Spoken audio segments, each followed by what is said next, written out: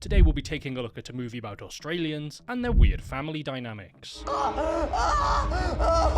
Some people would call it strange, disturbing, or even downright evil, but me, I call it being Australian. Written and directed by Chris Sun in his second feature film, Daddy's Little Girl asks the question, remember that French-Canadian movie called 7 Days? Well, now it's Australian. Beginning with the horrific horrors of childbirth, we're then subjected to further horrors beyond our greatest imagination as we see a montage of family home videos revolving around a little girl named Georgia and her father named Derek. At first, things seem fine, almost a representation of the perfect idyllic family life, until it then skips ahead to Georgia's 6th birthday party, and it becomes apparently obvious that Derek and Georgia's mother are no longer together, judging by the way that they're speaking to each other, unless that's just an ancient Australian flirting technique that's been lost in translation. Regardless of the toxic family dynamic, with Derek and Stacey not being so nice to each other, Derek has gone out of his way to create a fun and memorable birthday for his little girl to show her just how much he really cares about her, even going as far as having his younger brother Tommy dress up as a clown to horrifically scar these children's memories for life. But the thing is about Tommy is that he's the younger brother that's kind of just dawdling his way through life without any real ambition to work to the best of his abilities. And recently, that started to become a problem. Derek and his friend Colin own a surf shop that specializes in selling surf-adjacent things, and they employ Derek's younger brother Tommy. Tommy, who just kind of shows up to work whenever he really feels like it, and doesn't do much to help out around the place. Because of this, and being in hard financial times, aka being threatened by the taxman with a really good time, Derek is forced to fire his younger brother for the terrible crime of being a lazy bum. Something which Tommy takes with great maturity, as he then proceeds to have a little bit of a baby tantrum before cussing Derek out and running away before his brother can see him cry. After conducting the ancient ritual of making the younger brother cry, we then see Derek as he's dropping Georgia back off at his mother's house, where once again they begin to argue and fight in front of their little 6-year-old daughter, who's going to learn that this is the standard way for parents to communicate. With Derek offering to fix a broken window in George's room, with Stacey much rather keeping it broken, so all of the absolutely terrifying Australian creepy crawlies can sneak their way in the middle of the night. After dropping his daughter off and saying some nasty stuff to her mother, like any self-respecting divorcee would do, Derek goes home to sleep,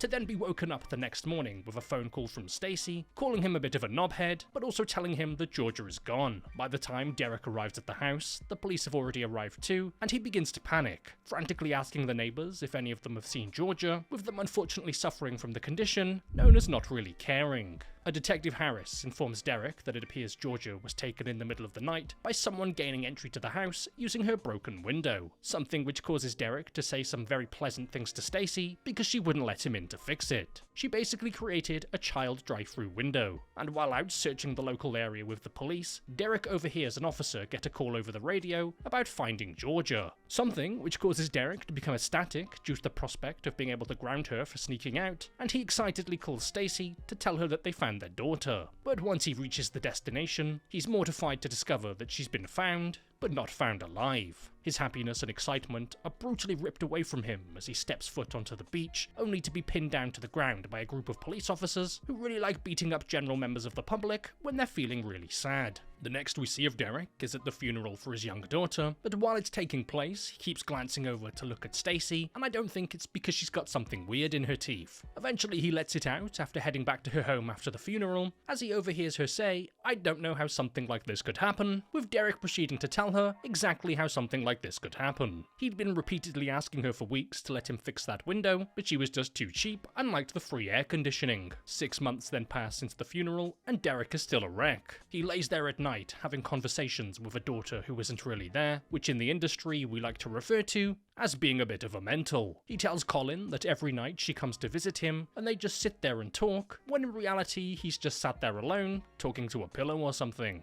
Must be an Australian thing. Not only does he see her while he's awake, but his dreams are plagued with visions of Georgia, as one night he hears noises coming from somewhere in the house, only for him to heartbreakingly discover Georgia playing in the bathroom and having fun like the sweet little innocent 6-year-old girl that she was. It's all complete torture for Derek, as once he wakes up, he's forced to face the harsh reality that she was brutally taken away from this world and won't be coming back. After getting a call from Detective Harris saying that they've got a potential new lead that they're going to get a sketch drawn up of, off, Derek gets invited over by Colin to have a party at his house, something that he eventually but reluctantly agrees to attend due to not exactly feeling in a party mood as of late. But after having a few beers to forget about his annoying dead kid, Derek realizes that he needs to go take a nap due to suffering from the unfortunate thing known as being old, where he then discovers a hidden camera pointed at a bed he's lying on. At first, dismissing it for something weird but slightly illegal between Tommy and his partner, he then heads into the bathroom to discover another one. Tommy's a bit of a strange one, and this has got Derek slightly concerned about his weird little brother.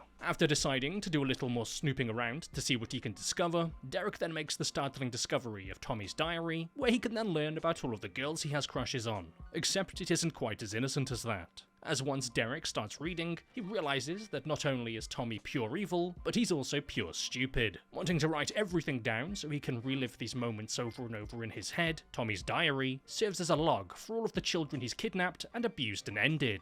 Also, it serves as evidence. After coming to the conclusion that his brother is a little weird in the head, Derek takes the diary and stands outside of the police station, contemplating if he should take the book in to share a little bit of light reading with everyone. But ultimately, he comes to the decision that, nah, he'd rather not do that, and instead heads home to start doing some arts and crafts. Derek is building something, and at first, we don't get to see exactly what it is. That is, until he invites Tommy over for a beer, before giving him a bit of Rohypnol for a bit of a tangy taste. Tommy, not able to handle his beer, and also his illicit substances, passes out and falls to the ground, before waking up sometime later with a straw now sticking out of his trachea, as Derek has created the forbidden milkshake. Derek is currently in the process of bolting Tommy's extremities to the table, while explaining to him that thanks to the help of the internet, he's performed a makeshift tracheostomy on him, and that the only way that he's going to be able to talk is that if he covers the tube with something. Being a fan of Jesus or torture or something, Derek then pulls out a crown of metal spikes that he proceeds to fasten in place,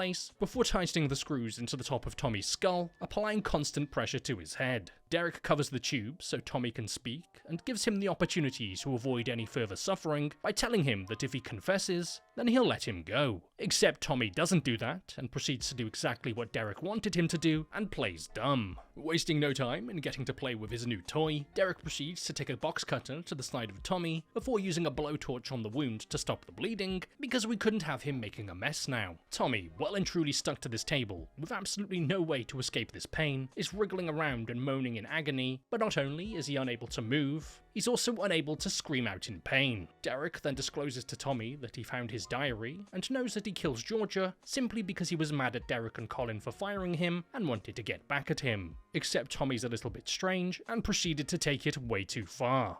Like, really far. Like all the way over there. And not only does he know about what he did to Georgia, but he knows about all of the other of his child victims. So he tells Tommy that for each year Georgia was alive, he's going to keep Tommy here for a day, with that being 6 days in total, in case he's unable to count. With this being like the movie 7 Days, except with a traditional Australian brother relationship instead, Derek starts things off by tightening the bolts in his skull, before telling him that he's going to remove his fingers one by one, which is exactly what he proceeds to do, as he's going to doom Tommy to a life of not being able to count to 10. We then hear the crunch of the blade through each of his finger bones, and in order to stop the bleeding, Derek proceeds to apply boiling hot melted wax to the stumps of his little bogey pickers. While Derek is hard at work doing a little bit of remodeling downstairs, their mother and father come over to pay him a visit. And while upstairs talking with them, he hears a faint noise coming from downstairs where Tommy is, so he casually walks into the room with him, picks up a screwdriver and drives it into his kneecap, before leaving with a smile on her face, like a chiropractor with a satisfied customer. Before his parents left, Derek had a conversation with his dad about the horrific fate that befell a child abuser in prison, something which gives Derek a brand new idea for some quality time with his bro tomorrow. After finishing the day off with Tommy begging for death and Derek twisting the screwdriver, he comes back the next day, extremely excited with a pipe in his hand. The tube is going to enter his poop chute, and Derek is going to feed barbed wire through it. He's then going to pull the tube out, leaving the barbed wire inside, like some kind of demented Australian piñata. So without using lubrication, because that would just be a waste of time, that's exactly what he does, with Tommy silently screaming in agony, with hardly any noise coming out, until he eventually passes out from the pain. And with the sketch of the suspect now complete, Detective Harris comes by the surf shop to show Derek, but Colin tells him he's having a few more days off, and they can find him at home. But before they leave to go and show Derek what they've got, they show the sketch to Colin, who immediately realizes that it's Tommy, as he'd be able to recognize that stupid little haircut anywhere. The next day, Derek proceeds to wake Tommy Tommy up using smelling salts, as he wants him to be conscious and aware of everything that's happening to him, before he begins pulling chunks of the barbed wire out of him, telling him that he's going to need to do it a little bit at a time in order to keep him alive, because Tommy's a bit constipated right now. While he lays there with a bit of a sore bum, Derek proceeds to read excerpts of his own book to him, starting off with what Tommy did to a 10-year-old boy. He broke both of his knees so he couldn't run away from him. So taking one of Tommy's ideas and using it on him instead, Derek has created a device that he's dubbed the knee splitter. He places the spike device on either side of one of Tommy's kneecaps before driving the metal spikes all of the way through to well and truly split that knee. And after coming back down to him a day later, he discovers that Tommy has completely shredded his own hand in an attempt to force it out of the metal restraints, with Derek coming to the logical conclusion that it's going to need to be removed. So after cutting off the blood supply and retrieving a machete, Derek is just about to take a swing when suddenly his doorbell rings. Unhappy to discover that it's actually the police and not in fact the pizza boy, Derek invites them into his home, where they proceed to show him the sketch that looks just like Tommy. Something that Derek doesn't really seem to be all that fussed about, considering that all he's done these past 6 months is to try and get them to figure out who the killer is. Above him, Tommy can hear the footsteps of the men and the muffled sounds of their voices and attempts to call out to them. But considering that he's got one of those plastic straws that usually kills the turtles in the ocean currently in his throat, they're unable to hear his cries. Or should I say, gurgles. And as soon as the police leave, excited and ready to continue with the fun, Derek heads straight back downstairs without missing a beat and continues reading the diary out loud. Next is the story of a 15-year-old girl named Kelsey, who he abducted and drove out into the Australian bush before essaying and killing her. So Derek wants to inflict the exact same type of suffering on Tommy and asks him if he'd like to know what it feels like to have that done to him, before putting on a glove and doing just that. And let's not forget, it's already been shredded with barbed wire. Next, he's going to find out where Tommy hid the body so Derek can report it to the police so that her family can finally get some closure. So what he does next is place a phone book on his chest and proceeds to violently and repeatedly beat it with a hammer before removing the book and telling him that if he doesn't tell him where the body is, the next time he'll swing, he won't use the book. And after Tommy tells him where they can find the body, a location where the pair used to actually play together as kids, Derek decides to hit him anyway, because why not? After anonymously calling the police and telling them where they can find Kelsey's body, Derek wakes Tommy up by placing tape over the tube so he can speak to him before hitting him with a hammer. Once Tommy is awake and conscious again, Derek begins reading the final part of his diary, the bit about Georgia. He'd written down that he knew about the broken window because Derek had previously complained to him about Stacy not letting him into the house to fix it.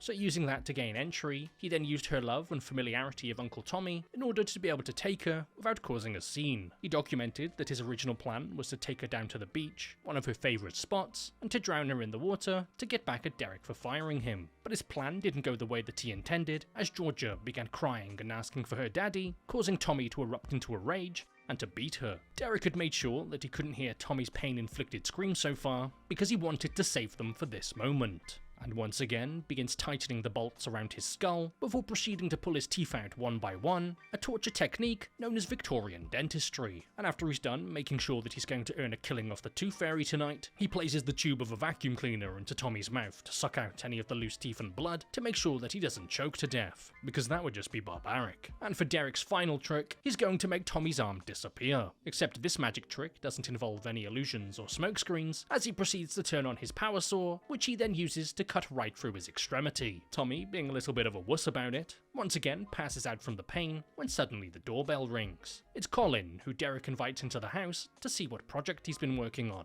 Understandably, Colin is somewhat shocked by the sight of a one-armed Australian man with no teeth, who also happens to have barbed wire hanging out of his bum. Derek tells him to leave and to call his parents for him, before Colin proceeds to leave and immediately calls the police instead. Derek, knowing that this is the end, tells Tommy that it's time, before ripping the knee splitter out of his leg, which has been there this whole time. He picks up a pair of garden shears and raises them above Tommy, when suddenly he starts to think about the happy memories between him and Georgia. So instead of ending Tommy's suffering and saving him from a lifetime of accountability, he tells Tommy that he'll be the only killer in this family, and lets him live. And with all of Derek's work now well and truly done, taking Tommy's diary with him, he hands himself over to Detective Harris. And before this video comes to an end, I'd like to just give a massive shout out and a big thank you to all of the YouTube members and patrons, the people who go out of their way every month to continue supporting the channel. If you're interested in becoming a YouTube member or a patron yourself, not only are you just generally being a great help, but you also get access to a few little perks, like being able to join the private Discord server, where you can then get links to all uncensored versions of videos. So starting off with this week's new YouTube signups, a big thank you to Hell Nor Heaven, Rashu Mont, Justin Paws, Labyrinth 2100, Toaster Beamer, Miss Magpie, Washal Gawai, Riley Zane, Zaza Lord, Zach Bennett, Anthony925, Celogram, Mafri Sabo, Levin, TXC0, Gualberto Carrion, Def the Kid 845, Thanos Gaming 145, Olaf422, Marius Hawkland, Di Shipton, Zane Munro, Ghost V8, Bozzabarrel the Fowl, Harangue, and Harvey Lazada. Now heading over to this week's new Patreon signups, a massive thank you to the Periwinkle Boy, Cash Bussy, Sigma Taletta 22, Ella Hanny,